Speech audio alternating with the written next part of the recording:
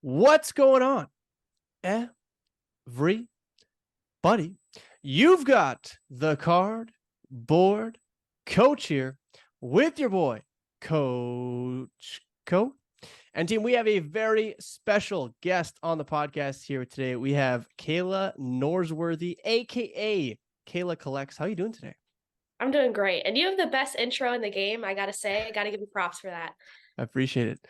Um, I mean, we first met at the National, but that wasn't the first time I was exposed to you. I've consumed some of your content in the past, and I gotta say that you are one of the most upbeat personalities in the hobby. And I was happy to share the floor with you in terms of like the media crew. And I feel like, watching you in action, you really do kind of live up to that persona that you put on. It's not even a persona really, but like what people see on the internet is like really you. And so I Mhm. want to give you a huge shout out for that because it takes a lot of energy to be like that all the time, I'm sure. Yeah, it does. I appreciate you saying that because I always tell people I'm like, literally what I'm doing on social media is just me being me, and people like it and people want to watch it. I'm like, cool. Like, I didn't start posting to get numbers. I was just like, I see an avenue and I want to share more of my collection in video format, and I want to share more about myself in video format, and people have enjoyed it. So I appreciate you saying that. Of course. You said you saw an avenue. Let's talk a little bit about that. What was the avenue and, how did you come about starting? Yeah. So when I first got into cards, there was nobody, like no females that I could look up to. And I started collecting at 9, 10 years old. And for me being a girl in this space, obviously the numbers already weren't there in the like in general. Yeah. Then female content creators or females that were present in the space, putting their face out there, weren't really there when I started. And so the past couple years I was like, I can do this. Like, I don't have to wait for somebody else to do this. Like, I can be that person for younger KAYLA now. And I just kind of went for it. And I've had young girls like say, "Oh, I like watching your videos," or I had the opportunity to do like a general admission ticket giveaway last year, and I had I think 15-year-old girl. She was like so excited. She had watched my content. She won one of the tickets and she got to come with her dad. And I was like, that is exactly why I do what I do. I don't think I do anything crazy. Like, I just post what I love and other people love it. And I think that comes across in the content I put out. I think that's like a common theme with a lot of the people that I've spoken to is that it it's not that it's not effort because it is effort. You have to, aside from having to deal with comment sections and stuff of that nature and like your own insecurities when you put out content. So it is effort, but on top of that, you know, what I want to get at is the fact that you're so authentic. So like it's not effort, but it is effort if that makes any sense. And that's why it's like a pretty seamless transition into creating content. Because you're like, if I'm authentic, I can literally just talk about something. Like if something happens in the new like sports card news, or some you pull a card that really means something to you, or you happen to find a card in like a dollar box or something, you're like, man, I've always wanted this card. I feel like I should share this with other people. And what that does is just encourage other people to maybe not make content, but like seek out cards that maybe are a little less expensive, and just because they're nostalgic or they mean a lot to them, or really think about how something makes them feel. And I think that that goes a long way in terms of not just from a cards perspective, but like a just in invigorating another Mhm. human being perspective. Yeah, for sure. And that's like kind of the not motto behind my content, but it's definitely something I think about because most content out there now is about like I did a something K deal, like huge amounts of money that I'm like most people don't have that kind of income. And it became like a regular thing that people coming in the hobby thought they had to have that kind of money. And I'm Yeah. like, that is not what this hobby is about in any shape or form, because like I got into this hobby by going to a card show with $10 in my hand, and I would come out with like 30 or 40 race cards from dime bins because that's what I wanted to collect. And people don't share that kind of content out there now. Yeah. I was like, I came up with this idea called Dollar Box Dimes. And I was like, my slogan for that is cheap cards with cool stories. And I was like, people have resonated with it so much. And people have come up to me and like, I love that series because it shows them that even though the card, like literally dollar cards, can still mean a lot to you, and they can still hold a story like any other expensive card. Like, sure, I have cards that are worth a lot of money that mean as much to me as a dollar card does, but some of Yeah, those dollar cards mean more. So it's all about connecting the stories that you have with the cards. I couldn't agree more. I'm a big dollar box guy, not only because I think there's like a ton of value in dollar boxes, but also because there's a lot of cards that, if you were to find them on eBay or on ComC or some other platform and you're like scrolling through, you're like, oh, that's pretty cool. But you don't really want to pay like $6 plus like the shipping. But if you see it in person, you're like, man, this is like perfect. This is exactly what I'm looking for. It's like $1.50. Maybe it's $2 and it's a rookie card of a, or whatever, any type of card of a player that really resonates with you. Or I mean, sometimes it's an action shot where you're like, man, this is just a beautiful card. Like regardless of the if it's a rookie or any sort of like denotion, you know what I mean? Like, yeah, it's just kind of great. You were talking a little bit about your PC. Mm-hmm. You have a pretty extensive PC, and I actually want you to share some of that with the audience. So, who is your number one PC? Well, it's all Tampa teams, and then I Yes, have two like big player PCs of Austin Hayes and Willie Adames. yes, Austin Hayes. I've seen so much of. Talk Yeah. about that. How long have you been collecting both of those guys? So I've been collecting Austin Hayes since 2018 when his first cards started coming out. And Willie, I don't remember the exact year. I'd say probably 2020, 2021, maybe a little bit before that of like his cheaper cards. But with Austin Hayes, I met him when he was in single A for the Orioles in 2017. And I had just moved to the area, and the way that stadium is set up is there's like their clubhouse doesn't lead, or their dugout doesn't lead to a clubhouse. Their clubhouse is at the top. So they have to walk up like this little concourse of stairs to get there.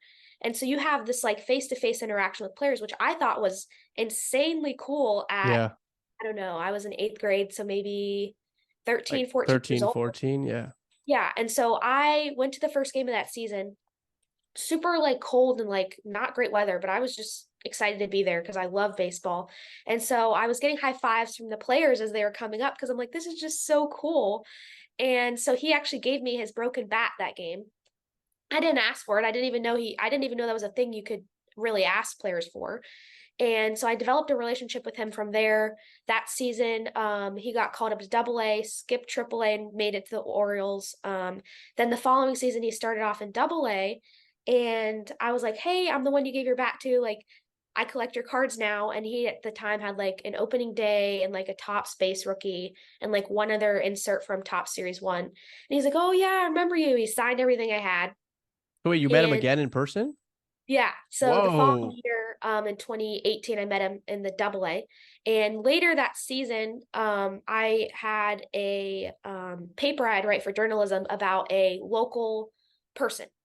It didn't have to be sports. It didn't have to be. It could have been like somebody at a restaurant or something. Yeah. But I was like, he was playing in Frederick. He was playing in Bowie. I live in Virginia, so like that part of the area was kind of close. I was like, that I can kind of maybe pull this off.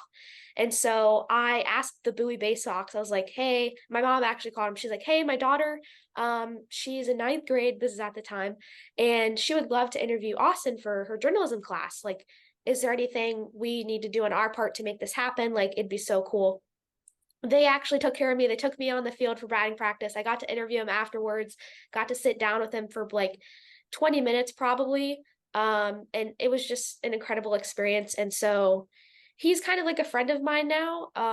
And there's another funny story about that. So he rehabbed again with Frederick in 2021 when he was playing with the Orioles, or actually was it 2020?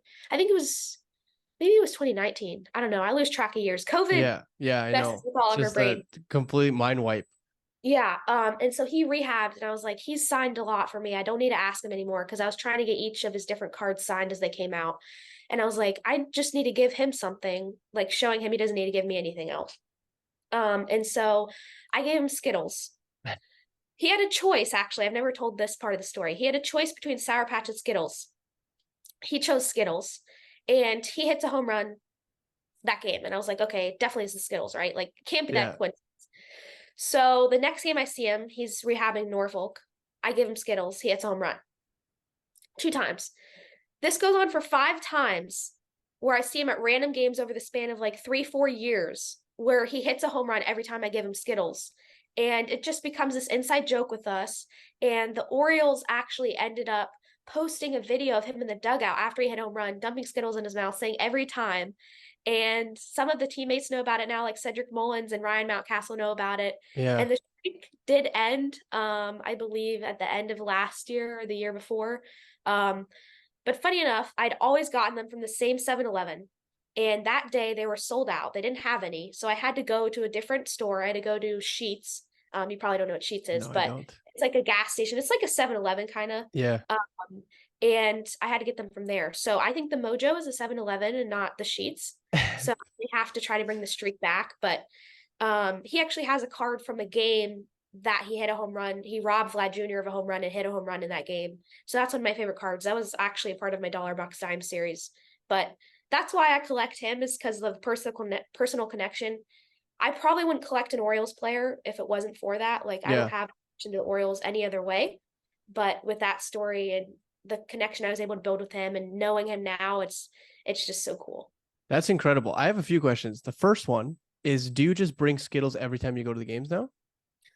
Um, with like if I'm going to a game that he's in, yes. Yeah. And are you I used guaranteed to to see go him? Are you guaranteed to see him when you see, or like when you go to the games? technically no. I just go and I stand by like where they warm up, and usually he sees me and he laughs and like chuckles and like hits the player next to him. So no, I'm not guaranteed to see him. Okay. He has always been in the lineup when I've gone though, so that's a good thing because there was a time where he was like bouncing in and out of the lineup. Somehow I got lucky and he was always in the lineup though. That's awesome. I cannot believe that you've been supplying Skittles to Austin Hayes for quite some time. Yeah. It's It's an insider scoop here. Yeah. I had the story up on my page for a while and I was like, I don't really like, the reason behind me posting that video was like for me to possibly get something. I'm like, I don't need anything. So I took the video down. And I still share that story, but it's beyond crazy because we have Orioles fans like in our area and I'm like, oh, they love Austin Hayes. I'm like, oh, you know about the Skittles celebration? They're like, yeah, I love it. It's so cool. I'm like, yeah, that started with me. And it's just so cool to see like their face light up about him also. That's such a fantastic story, and like an amazing reason to collect someone's cards. Do you find that there's is there ever really do you have to fight for Austin Hayes cards? Like, Um, it's starting to get harder now because he was an all-star this year yeah, and he should have been an all-star last year, but I think his card value has gone up because his first Bowman Chrome Super sold, I think, like a year and a half ago for 1,000, and it recently just sold for 3,000. So that's a big jump. And I obviously do not own that card. yeah. Hopefully one day. But I have like 14 of his one of ones. Like I usually, Really? yeah, it's a Whoa. big collection. Like most of them are printing plates, so like some people don't really count those, which I don't Smart. understand why. That's a whole Yeah. nother conversation. Um, but yeah, I really try to get everyone I can. There's been a couple that I've missed out on, and there's a lot that are overpriced on eBay that I'm like, I'm not buying that because I know how much his one of ones go for because Yeah. I'm the one who's buying them. Yeah. So yeah, I haven't had to compete too much. So Um, you're buying like you're targeting one of ones? well, I try to build the rainbows of everything. So like Wow. all of his cards that come out, like his Topps Chrome, I counted the other day, and when I first started collecting in 2018, I think there was like 12 parallels in Topps Chrome, and now Yeah. there's 28, which, gosh, that means double the cards I have to collect in like a set. I'm like, I know. it's becoming crazy. It is Uh, becoming crazy. yeah, but I try to collect every single one of his cards, and I try not to get duplicates. I do have some duplicates that I either get from other collectors that they give me. That started to happen too. So people know I collect them and they come up to me at a show. They're like, hey, I have this Austin Hayes card I want to give you, which means the world to me because I never thought when I started collecting Austin Hayes that I would have the collection I do now. Yeah. Because I've said I started with Topps opening day base rookie and a Topps Series 1 rookie, and Yeah. now I have a crazy collection of it. I mean, you and Austin have kind of like grown together almost, like Austin in the MLB and you in the hobby. Yeah, I've It's never kind of thought about it wonderful. that way, Yeah. but kinda cool how that worked out. Yeah. Well, because I mean, he's an all-star, you're an all-star. It just works out Okay. perfectly. Yeah, That's I can get behind. fantastic. Yeah, exactly. Talk to me about being a female in the space. It can't be easy. Um, how do you feel like how can we improve the space for other female collectors? I mean, obviously you're doing an amazing job, but it shouldn't just rely on you. How can we improve the space for female collectors? Let's start there. Yeah, it's definitely a lot sometimes. It was harder when I first got into it because I would be at a show and my dad would be walking around by himself. So, I would be looking around. They're like, "Oh, like multiple questions." I would get asked. So did your dad get you into collecting? I got him back into it. Where's your boyfriend? Like when I'm walking around shows, I'm like, why does that matter? Like Yeah. I'm going through these bins and I'm obviously paying you Yeah. to give me these cards. Like I don't understand those kind of questions. Yeah, so those are frustrating. So if you're a dealer, listen to this. Never ask a female those questions. They're infuriating because everybody can get into collecting however they want to, and they can collect whatever they want to. And I would say also don't like mansplain something to somebody. Love that. I've had dealers be like, "Oh, that card's sparkly," or "Oh, this one looks nice." I'm like, would you say this to anybody else, like a male collector? No, they would not. And they sometimes are like, they don't think you know sports, which can sometimes work in your favor, but it can also sometimes be super annoying. But I've noticed in the past like year or so, it's gotten a little better. Obviously, there are still people like that, which Yeah. I don't think the hobby will get rid of until maybe they die off. But yeah, it's been hard at times, and but now there's more and more females in the space showing their face and showing that they collect also, and like breakers like Stephanie and Candace and Leighton and all those people, they're all showing their face, and it's awesome because that's what I wanted to see as a young female in this space. And I still don't see that many young females in the space. There's obviously a lot more now from like 20 to 40-year olds. Yeah. Um, but my target audience of what I want it to be is I want it to be 10 to 20 Yeah. because for so long I was like the only one I saw and I just turned 20. So now I'm on the end of my like target audience Yeah. and I want to get more young females and I try to do that to the best of my ability and I try to anytime I see a young female collector really make them feel like they have a home in the hobby because everybody does.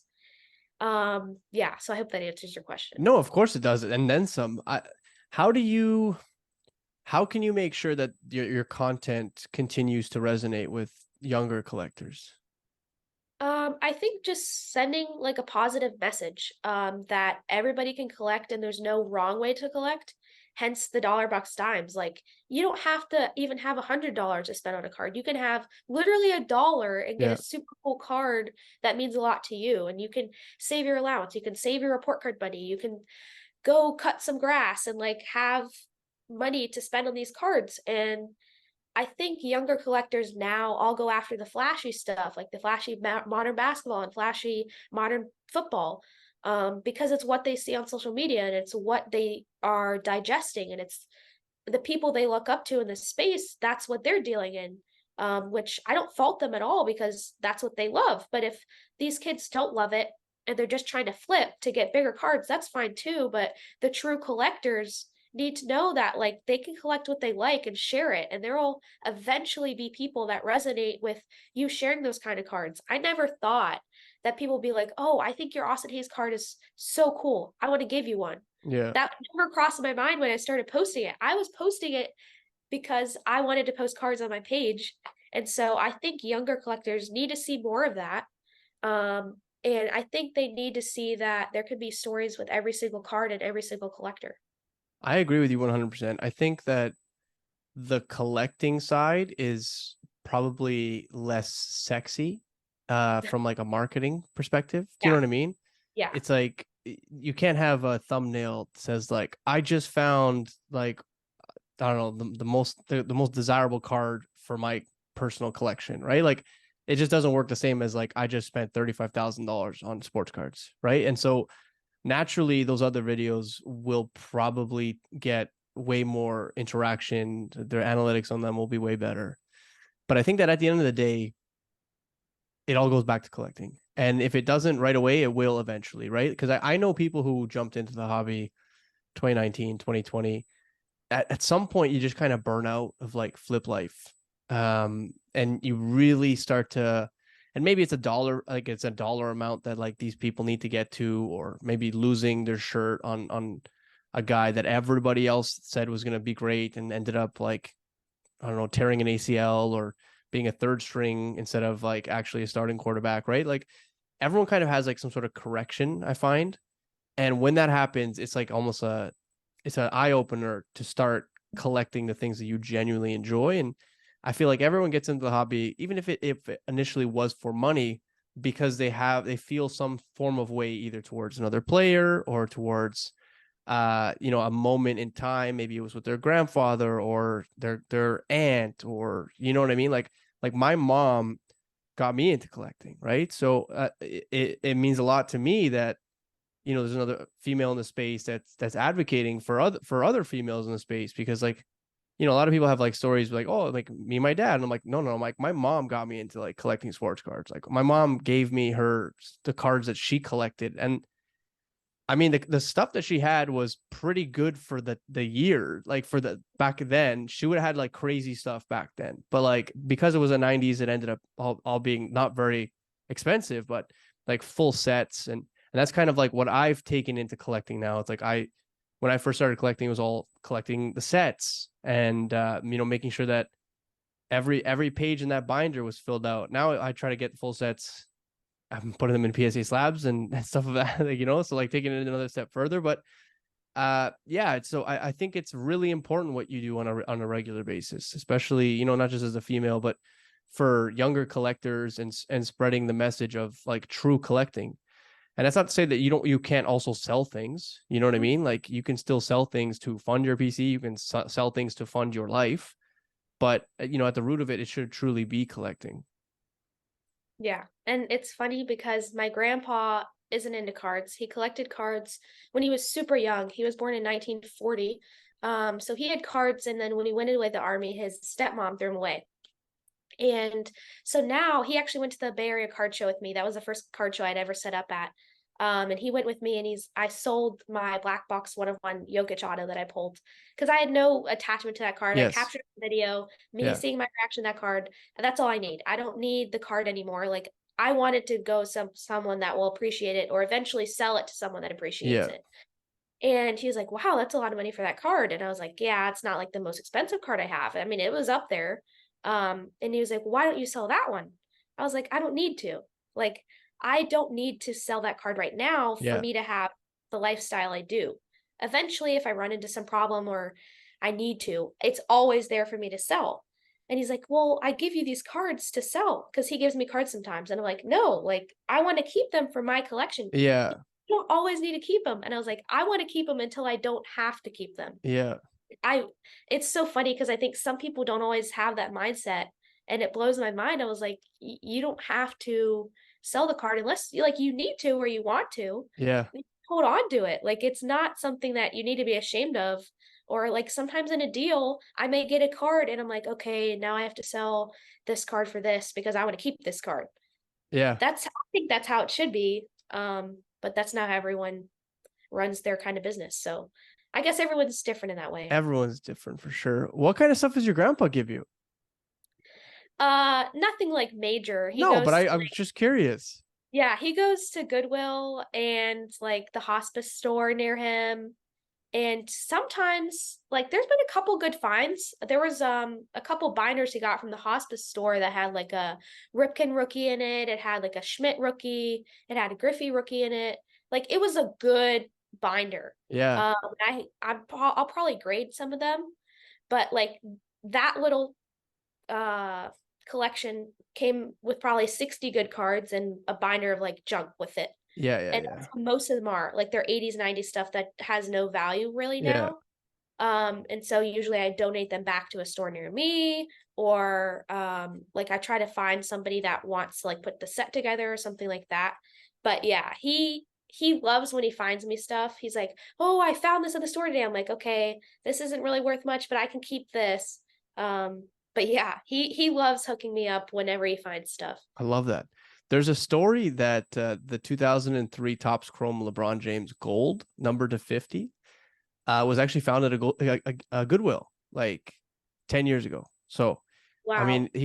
that could be your grandfather one day. Just, That could be. just like manages to find his card. He's like, here you go, Kayla. Like, That would here's be the daily deposit into your collecting bank, and then boom, you rifle through it, and you're like, this is pretty significant here. yeah. I would have Grandpa, to this is come up six with like a good figures. dinner with that. I love that. Do you take pride in like sifting through like diamond into rough type stuff? Absolutely. Yeah. Um, I love that kind of stuff because it gives me the thrill of, and it reminds me of like why I started collecting. Um, because I just love like the hunt for those cards is just so fun. And you never know what you'll find in the box. Like it's kind of like your own Pawn Stars. You'll never know what walks into the shop. You'll never know what you find in the bins. Yeah. And I found cards that like are I've gotten for like $1 to $5 that sell for like 60 to 80. That's a huge return. I know. And for me, like when I was like a younger collector, if I had $80 at a show, I would lose my marbles. Like that would be insane. Like Yeah. the most I ever went to at a show with like money in my hand was maybe like $50. And that was because it was like a birthday present for my parents to have money to spend at the show. Yeah. And now obviously I go with like more than that, but Yeah. it reminds me of like this is actually a lot of money. Like in real life, that's 2 tanks of gas, $80. That's Or true. like that's a lot of money to everyday people. I know. Cards, that kind of mindset can get lost sometimes. People are throwing around $1,000 like on a table. I'm like, that's that's a Yeah, lot of money. we definitely get wrapped up in it. Like sometimes I talk to like everyday people about, some of the cards that I've just purchased, or they're like, "Oh," I'm like, "How much is that card?" I'm like, it's like $1,500. And they're like, "What?" And I'm like, "That's like it's not too bad." And they're like, "Are you kidding Yeah, me?" They're like, "That's like a car." I'm like, I guess so. yeah. It's funny that sometimes like the tangibles and collecting can get lost like that. Yeah. Do you collect anything else other than cards? I collect way too much different Let's stuff. hear it. So I collect pins from where I go. Pins. Yeah, so that That's started at cool. Disney when I was super young Yeah, I because feel like Disney that's pins are that like a everyone starts at huge. Disney. Yeah. Yeah, and I'm not a big Disney person to be honest, but I went there for like a school field trip. Or I went to Epcot for a school field trip and I was like we all got like some pins together and I was like, "Oh, I love collecting pins." So now when I go to like a stadium or I go to a new state or I go to like an attraction, like when I went to the Arc in St. Louis, I had to get a pin. Which I don't have those displayed, but I need to figure out a way to display them. And then I also collect snow globes from every state that I've been to. That started with my dad when I was super young. He would go on business trips a lot, like all over the country. And he would always come home with something. Sometimes it was a stuffed animal, obviously, because I was super young. Yeah. But then one day he brought home I want to say the first one I got was a snow globe from Montana. And I was like, okay, if you go to a new state, I want you to bring me a snow globe. I don't know why. That was just younger Kayla wanting a snow globe from a new state. And so now I carry on that tradition. If I go somewhere that I don't have one from, I don't know how many states I have one from. I should probably know that. And then also, I collect rubber ducks. Like Rubber ducks? yeah. So like No. different, yeah, so different ones that aren't like normal rubber ducks. Like I have one that's like a pig. I have one that's like an alien. I have a Magneto one. I have a Flash one. That started when I was in like fifth grade. When I was in like a VBS thing, we used to get like Awana bucks. I don't know if there's anybody that listens to this that would know what that is, Yeah. but basically it was like a currency that they would give us for like memorizing Bible verses or doing something good, like Yeah. helping another person out. And so we would actually get to spend them at like the Awana store, like in person, and we would buy like if whatever we want. So I would save them, and they had like this jar of rubber ducks. I'm like, oh my gosh, I want to get like the ones I like out of there. So I would save and get the rubber ducks, and I haven't added a new one to my collection in a while. Um, but the coolest one I have is from my grandpa, actually. For one of my birthdays, he bought one from France and had it shipped over here, and it's the Eiffel Tower, and the duck has like a little mustache and is painting That's the Eiffel funny. Tower with like a shirt and a beret on. So that's I think I feel like you're really easy to buy gifts for, you know? yeah, no, I'm super easy. Pins, cards, rubber ducks. I mean, there's a Yeah, lot of ammunition here for anyone in your life who's like, what do I get Kayla? Like, if you don't know me, then I mean, if you need to really not know you yeah, in order to not know what to get you. yeah. And I collect bobbleheads too, but not like crazily. Mostly just like raised bobbleheads, or if I go to a game and there's a bobblehead, I put it on my shelf. Um, so that's not like a super crazy collection, but yeah, I collect a lot of different things, and no one's ever asked me that question, so I'm so glad you did. I'm happy to unleash the beast here, just like I saw your face absolutely light up when you're like, I collect so much more than sports cards. I find that it happens more often than we think actually, that people collect something other than sports cards. And I find that the more I ask people who are passionate about sports cards, if I ask them what else they collect, and they're equally as excited about those other things too. And so I'm like, I need to figure out what Kayla's other vices are in terms of collecting. Yeah. I love each and every one of those, and it's slowed down. Like I don't add to each of those collections as much as I add to my sports card collection. But when I find a new rubber duck or something like that, it brings out the collector in me. I'm like, I have to get it. Do you ever So, feel guilty for not adding to those collections? I huh. know it's a weird question, but I found myself feeling guilty recently for not adding to one of my collections. And I'm Which like, collection was that? it's my jersey collection actually. Mm. And I hadn't added to it in a while actually. And I was like, I feel bad that I haven't added to this in a while. And I don't know if it was guilt or if it was I actually don't know what the feeling was. But all I know is I felt bad that I hadn't added a jersey in a while, and which prompted me to buy like three. So like I don't know, I don't know if I know anything about balance. Yeah, I would say maybe sometimes, especially when I see people with Jeeps riding around and they have all those ducks and like the Yeah, front of their cars. I'm like, man, I need to get a new one. Which I haven't really pulled the trigger because it's like that's not something I would just buy on eBay. Like, at movie theaters, they used to have like these cranes like that you could get rubber ducks out of, and I would get those. But I haven't seen those anymore, which makes me sad. But yeah, I don't know. I'd have to have a story of like why I add one to my collection because I don't want to just do it to do see, it. maybe that's where this thing is coming from with me. Where I was like, because I was at the National, and there were jerseys everywhere. And Yeah. I was just like, I'm like, this is almost too easy. Mm. Like I was like walking around, I was like, yeah, this is like, it's not really a story here. Like, yeah, I'm at the National and there's jerseys here. And I guess that could be the story, but I feel like it's just way too easy to just acquire a jersey for the collection? So maybe that's Exactly. why I felt guilty afterwards. Cause like, man, it's right in front of you, dummy. Like, Well, and it's also FOMO. Like everyone goes through that. yeah, that's true. It's entirely possible. Kayla, talk to me. What's in store for Kayla Collects moving forward? No idea. To be completely honest, No, that's good. people come up to me and they're like, "I love what you're doing. Like, what's next for you? What do you want to do in this space?" And at the like right now, I don't know.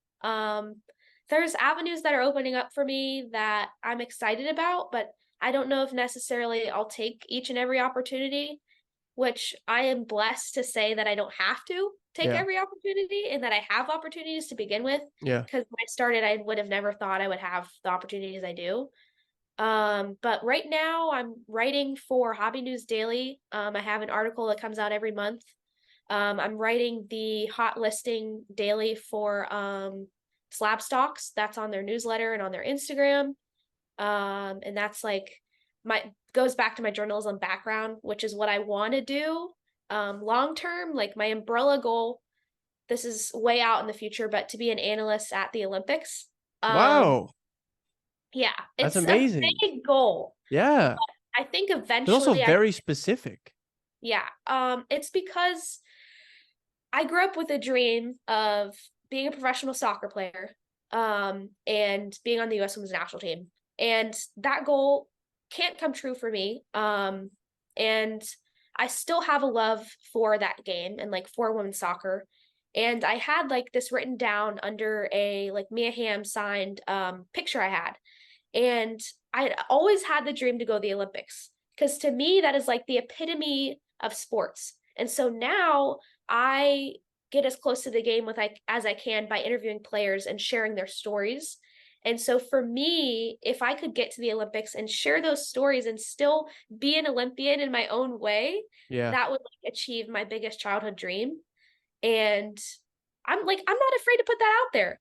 Why Because would you who be? knows? Like No, no, don't be you afraid of never putting know that out who's there. listening to I anything. Like there could agree. be somebody from NBC that's listening to this right now and they're like, I like her energy. I want to start her off as like a janitor. I'd be like, heck yeah, I'd do that. Like to get me one step further to the goal, which I think collecting is like that too. It There's is. always It's goals that are evolving and you're like, I want to get this card to get this card. And so I think collecting honestly has a lot of different routes and avenues in my life. I love that. If you could interview one person, past or present, who would it be? Um, that's tough. I have like a list of like my biggest aspirations in that. Um, it'd be hard because I think there's a lot of different ways you could go with this question. You could obviously do the goats, Okay. but not all the goats have the greatest personalities because they may be like restrained and not really want to talk to media and that kind of thing. So usually I try to prioritize going after athletes with like fun personalities that I know have are like good like that. Yeah. For me, I wouldn't necessarily want to interview Carly Lloyd, but I want to be on a panel with her someday because that was my favorite player. I want to interview Caitlin Clark, and we're like the same age almost. She's like a year older than me, which is Yeah. crazy to Wild. fact. Wild. Doesn't seem that way. I look up to her, Yeah. um, and it's weird, but I think we're like kind of woven from the same cloth with a lot of the different ways we go about our brands and like how we interact with kids and the way we view different things. So I think we would hit it off really well. And those are the kind of people I want to interview because I want to share stories of people that I resonate with and that I think other people, if they knew their stories, they could also resonate with. And yeah, there's not enough of that in women's sports. Which true. I could go on. I would get on my box about that because that's like something I'm passionate about too. Yeah. Um, yeah, I don't think there's any like huge names that I would want to interview. I'm all about the underdog kind of people, like the people that grind it out day after day to get to where they are now. And I mean, sure, some of the goats are like that, but like you've seen plenty of interviews of Tom Brady and like Michael Jordan, but you haven't seen as many of like real in-depth interviews with like Caitlin Clark or Sabrina Ionescu or like I mean those are all female athletes, but there's male athletes like that too that You met Sabrina, didn't share their you? stories. Yeah, I've met How her was twice. that? How was that? It was crazy. I grew up kind of watching the Oregon Ducks, which I don't know why, but I just resonated with their school and like their motto, and they The always seem ducks, to man. What do have you mean yeah. you don't know why? Because you like rubber I never duckies. put Come those two together. on. What? I never realized that until now, so maybe that's why. But like they always had grinders, like Marcus Mariota, I loved, Yeah. and I wanted the Bucks to draft him, and they drafted Jameis Winston, which I'll never get over.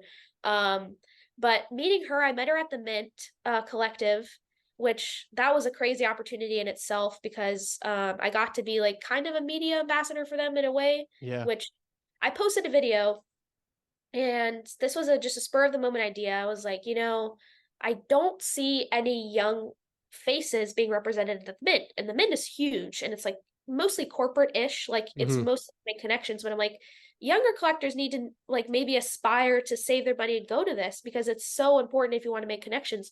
And so I was like, they had a host last year, and I was like, what if about a junior host?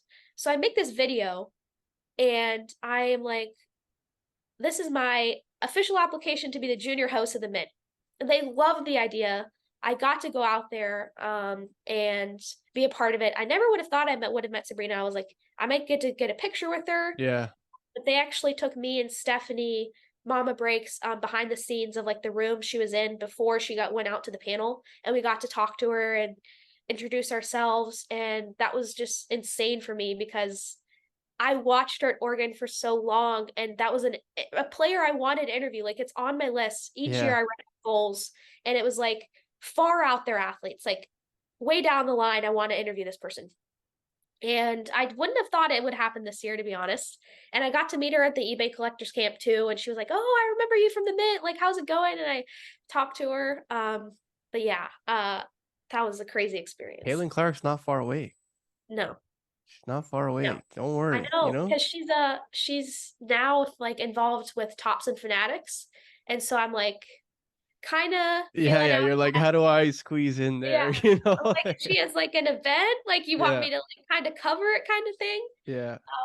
But yeah, I love both of their games and what they stand for and who they represent and who like the time they take for fans. They're both very personable, but they're not big social media people, which I find funny because not everybody that's super personable is a big social media person, which Yeah. like Kentucky basketball cards, he's not a big social media person, but he has a great personality to capture on camera. And I think there's a lot of people like that, that they have stories to tell, but they're not seen on camera. And so that's what I kind of try to share with my content. Fantastic. Kayla, I want to thank you so much for joining today. Please, how can people reach out to you? Maybe, younger collectors, female collectors, they feel nervous about creating their first piece of content. Older collectors, who the hell, anybody. They feel nervous about their first piece of content. Maybe they want to ask you about your own journey or whatever the case may be. How can they get in contact with you? Yeah, so I'm only on Instagram, surprisingly enough. Most people have multiple platforms they're on. I'm only on Instagram right now, Kayla.collects. And then I also write for Hobby News Daily, and there may be a way to contact me there, but if not, I have a media company I kind of started on the side, Norsey Network. I have an email, norseynetwork@gmail.com. Super easy. If you look on my Instagram, I'm sure you'll be able to find it. Because I know not everyone's an Instagram person. No, Some people not like to everybody. email. So Yeah. those are my two avenues of where you guys can reach me and follow my content. Kayla, thank you so much for joining today. Team, please go follow Kayla Collects on Instagram. And thanks so much for taking the time to listen. Coach Co and Kayla are out of here. Peace. Peace.